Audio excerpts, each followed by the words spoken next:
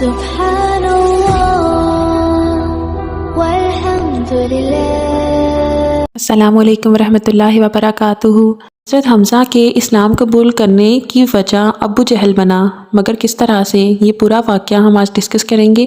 لیکن اس سے پہلے آپ سے ریکویسٹ ہے کہ محبت سے درود شریف پڑھ لیجئے۔ تو چلیے سٹارٹ کرتے ہیں آج کا لیسن۔ حضرت حمزہ بن عبد المطلب نبی پاک صلی اللہ علیہ وآلہ وسلم کے چچا تھے، اور ان کو دو لقب کی وجہ سے یہ مشہور ہیں۔ پہلا لقب ہے ان کا سید الشہداء یعنی شہیدوں کے سردار، اور ان کا ایک اور لقب ہے اسد اللہ یعنی لائن آف اللہ۔ ایک دن نبی پاک صلی اللہ علیہ وآلہ وسلم صفا کی پہاڑی کے پاس موجود تھے۔ ابو جہل آپ کے پاس سے گزرا، اس نے آپ کو صلی اللہ علیہ وآلہ وسلم کو دیکھ لیا اور لگا گالیاں دینے۔ اس نے آپ صلی اللہ علیہ وآلہ وسلم کے سر پر مٹی بھی پھینکی۔ عبداللہ بن جدعان کی باندی نے یہ منظر دیکھا، پھر ابو جہل آپ کے پاس سے چل کر حرم میں داخل ہوا۔ وہاں مشرکین جمع تھے تو وہ ان کے سامنے اپنا کارنامہ بیان کرنے لگا۔ اسی وقت آپ کے چچا حضرت حمزہ رضی اللہ تعالیٰ عنہ حرم میں داخل ہوئے۔ یہ اس وقت تک مسلمان نہیں ہوئے تھے۔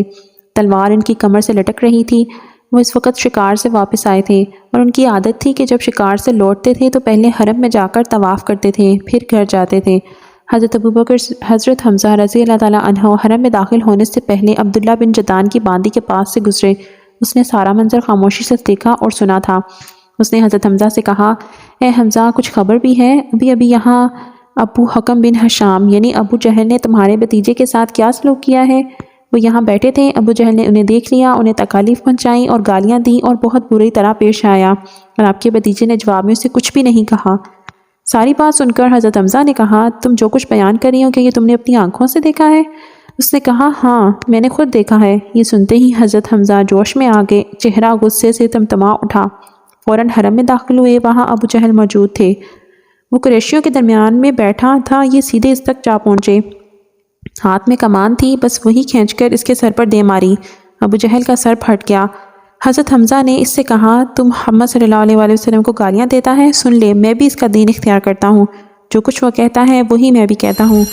اگر تجھ میں اتنی ہمت ہے تو مجھے جواب دے۔ ابو جہل اس کی منت سماجت کرتے ہوئے بولا، وہ ہمیں بے عقل بتاتا ہے، ہمارے معبودوں کو برا بھلا کہتا ہے، ہمارے باپ دادا کے راستے کے خلاف ہے۔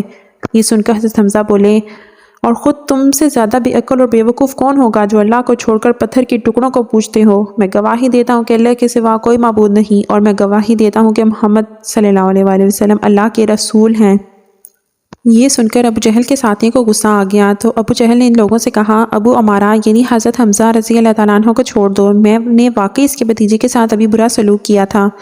وہ لوگ ہٹ گئے۔ حضرت حمزہ گھر پہنچے۔ گھر آ کر انہوں نے الجھن محسوس کی کہ میں قریش کے سامنے کیا کہہ آیا ہوں، میں تو قریش کا سردار ہوں۔ لیکن پھر ان کا ضمیر انہیں ملامت کرنے لگا۔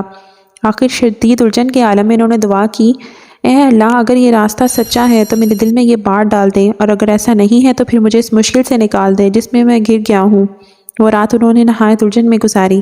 آخر صبح ہوئی تو حضور صلی اللہ علیہ وآلہ وسلم کے پاس پہنچے اور آپ سے عرض کیا، بھتیجے، میں ایسے معاملے میں الجھ گیا ہوں کہ مجھے اس سے نکلنے کا کوئی راستہ سجائی نہیں دیتا، اور ایک ایسی صورتحال میں رہنا جس کے بارے میں نہیں جانتا یہ سچائی ہے یا نہیں، بہت سخت معاملہ ہے۔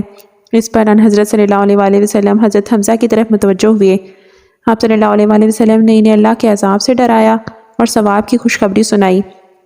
آپ کے وعظ و نصیحت کا یہ اثر ہوا کہ اللہ تعالیٰ نے انہیں ایمان کا نور عطا فرما دیا، اور وہ بول اٹھے، اے بھتیجے، میں گواہی دیتا ہوں کہ تم اللہ کے رسول ہو، بس تم اب اپنے دین کو کھل کر پیش کرو۔ حضرت ابن عباس فرماتے ہیں، اس واقعے میں اللہ تعالیٰ کی یہ آیت نازل ہوئی قرآن پاک میں، ایسا شخص جو کہ پہلے مردہ تھا، پھر ہم نے اسے زندہ کر دیا، اور ہم نے اسے ایک ایسا نور دے دیا وہ اس کے لیے چلتا پھرتا ہے۔ حضرت حمزہ نبی پاک صلی اللہ علیہ وآلہ وسلم کے سگے چچا تھے، اور نبی پاک صلی اللہ علیہ وآلہ وسلم کے ان چچا کے ایمان لانے کی وجہ سے قریش کے لوگوں نے نبی پاک صلی اللہ علیہ وسلم اور تمام مسلمانوں پر اپنے ظلم کرنے بند کر دیے تھے۔ نیکسٹ ویڈیو میں ہم پڑھیں گے حضرت بلال حبشی کے ایمان قبول کرنے کا واقعہ اور ان کے اوپر ظلم کی انتہا۔ جزاک اللہ خیرہ۔